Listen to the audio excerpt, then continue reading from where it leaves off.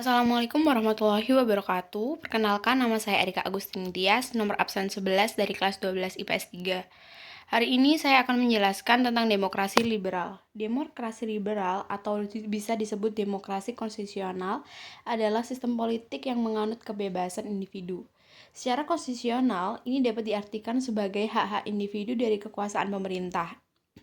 Dalam demokrasi liberal, keputusan-keputusan atau mayoritas dari proses perwakilan atau langsung diberlakukan pada sebagian besar bidang-bidang kebijakan pemerintah yang tunduk pada pembatasan-pembatasan agar keputusan pemerintah tidak melanggar kemerdekaan dan hak-hak individu seperti yang tercantum dalam konstitusi. Peristiwa-peristiwa penting yang terjadi pada masa demokrasi liberal.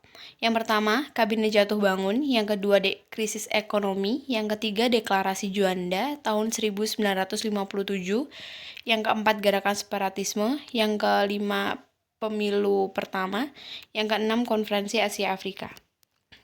Yang pertama, Kabinet Jatuh Bangun.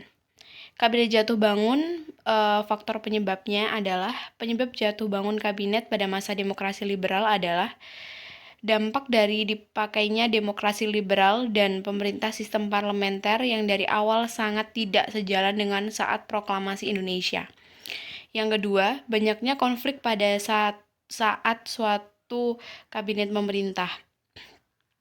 Yang ketiga, masih adanya perundingan yang melibatkan Belanda di dalamnya, di mana saat itu kabinet yang sedang dipakai di Indonesia itu tidak berhasil memenangkan perundingan, akan dianggap sebagai kabinet yang gagal.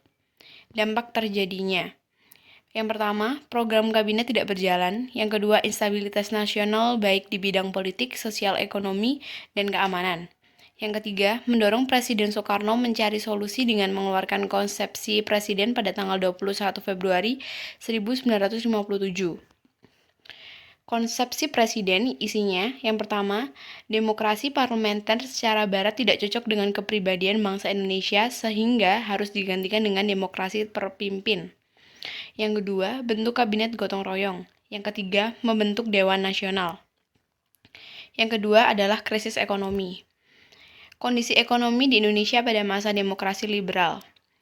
Hal ini dikarenakan Indonesia harus menghadapi pemberontakan di daerah-daerah dan kabinet yang sering berganti, sehingga pemerintah mengeluarkan beberapa kebijakan, yaitu yang pertama, Gunting Syarifuddin, yang kedua, Gerakan Benteng, yang ketiga, nasionalisasi Dejavas Cebang, yang keempat, sistem ekonomi Alibaba, yang kelima, persaingan finansial ekonomi, yang keenam, rencana pembangunan 5 tahun, yang ketujuh, musyawarah nasional pembangunan.